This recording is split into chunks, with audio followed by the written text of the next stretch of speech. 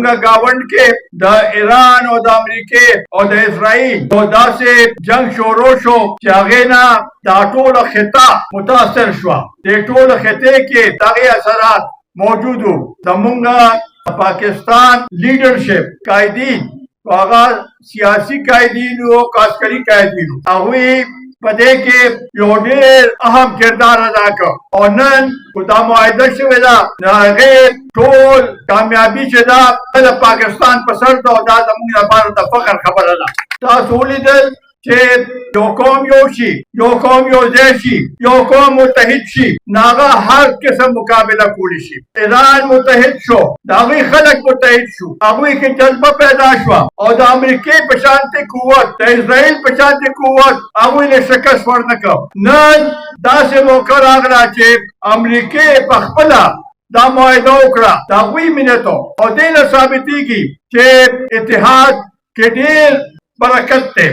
امریکې او اسرائیل خپل مقاصد کې کامیاب نشو، بلکې دې حد پورې خبره لاړه چې په اسرائیل کې 92% خلک وایي چې دا جنگ ایران ګټلی دی، موږ نه دی ګټلی. دغسې رونو دا اتفاق او اتحاد په دې ملک کې وشي څنګه چې ایران کې اتحاد شوی دی، کوم دغه شان دی. زمونږ د ملک چې کوم مسایل دي ډېر ګمبیر دي. خوا د معیشت خبره ده، خوا د سیاسي عدم استحکام خبره ده، خوا د دهشتګردۍ خبره ده، خوا د غربت خبره ده، خوا د بېروزګارۍ خبره ده. دا یو پارټي په یوازې نشي حل کولی.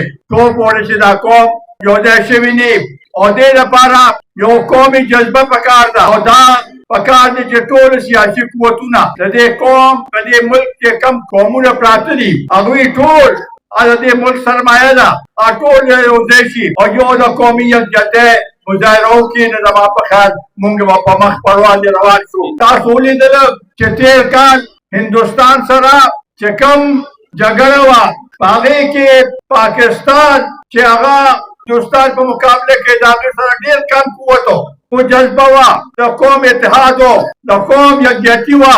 نو په دې لږې وسایل سره موږ هندوستان ته دا شکست ورکړو. دا یو ډېره لویه خبره ده. دغسې موږ غواړو چې دا قوم که مخکې بوځی نو دا څلور صوبې دي، څلور رونه دي، مختلف قومونه دي چې دا موږ ټول را یو ځای کړو او په دې کې دا ونه کړو چې یو لوی دی او یو ورکوټ دی، ټول برابرۍ په بنیاد باندې هر چا ته خپل حق ملو شي، هر چا ته هغوی تسلي وشي چې او د پاکستان کې زموږ ټولو برابرۍ په بنیاد باندې زموږ حصه ده او موږ په دې کې به مخکې په وړاندې ځو. نو بیا به دا ملک مخکې ځي. وروڼو دا تېر اوس په ملک کې بجټ پیش شو مرکزي سطح باندې او په دې صوبې په سطح باندې. دې صوبې کې دا کوم حکومت چې دی د دوی 14 کاله وشو او 14 بجټونه پیش کړي دي، خو اوسه پورې د هغې فایده د عوامو ته نه ده رسېدلې. عوامي بجټ نه دی. دا به څنګه بجټ وي چې هغوی وایي چې مخکې به مونږ عمران خان نه تپوس کوو نو بیا به بجټ پاس کوو، د هغه سره که ملاقات کېږي نو بیا به مونږ بجټ پاس کوو. تاسو نه د هغه غم دی او د عوامو غم نه دی چې چا ته له ووټ درکړی دی او هغه په صحیح معنو کې درکړی او په غلط معنو کې درکړی دی. نواز شریف صاحب په اسمبلی کې وویل خو د 2018 الیکشن ټیک و نو بیا د 2024 والا ټیک دی. مونږ وایو چې دا دواړه غلط دي.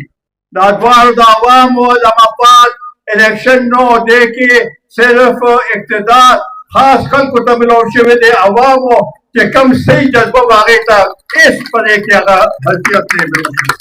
د دې لحاظ سره مونږ د دې بجټ نه به څه توقع وساتو چې په دې ملک کې زمونږ په دې صوبه کې کوم طریقې سره دا دهشتګردي روانه ده روزانه په بنیاد باندې زمونږ قوم سپیان پکې شهیدان کېږي، فوج نوجوانان پکې شهیدان کړي، عوام پکې خپله وینه تویوي. دا زمونږ لپاره یو لمحه فکر دی. د دې ذموار دا موجوده صوبایي حکومت دی. دوی خو په مرکز باندې الزام لګوي، مرکز په دوی باندې الزام لګوي او نقصان یې چا ته دی؟ نقصان یې د دې خطې او د دې خاورې پښتنو ته دی. بس دی پښتنو ډېره وینه توی شوه. دا نور د برداشت خبره بار ته وتې ده. دې بندوبست وکړئ د دې سټیټ نه زه وایم چې دې بندوبست وکړئ دې لپاره صحیح معنو کې जदोजहद वकړي او دا سلسله ختم کړي ګنې دا قوم بس نور برداشت دوی برداشت ختم دی تاسو دوی له دا وینه دې توی کړه وینه څور نه کړله زموږ د ملک سیاست خو ختم دی یو پارټۍ خو صرف یو شخص دپاره سیاست کوي دا نور لوی سیاسي پارټۍ چې دي هغوی سیاست پرېښی دی ګنې مرکزي حکومت هم دلته عوامو کې څه نه څه اکثریت پهیي دلته حکومت د تحریک انصاف دی دوی دا پکار و چې دوی د عوامو مفاداتو لپاره دلته زمونږ تپوس کړی وی د دې ځای د دوی نمایندګان چې مطالبو کې مرکز نه چې غنم نشته بجلي نشته ګیس نشته نه په دې باندې څوک پروا نه کوي د دې ملک وزیر اعظم ورته پوره دې صوبې اډو دوره نه کړې دا څنګه وزیر اعظم دی چې دا صرف د پنجاب وزیر اعظم دی که د دې ټول ملک وزیر اعظم دی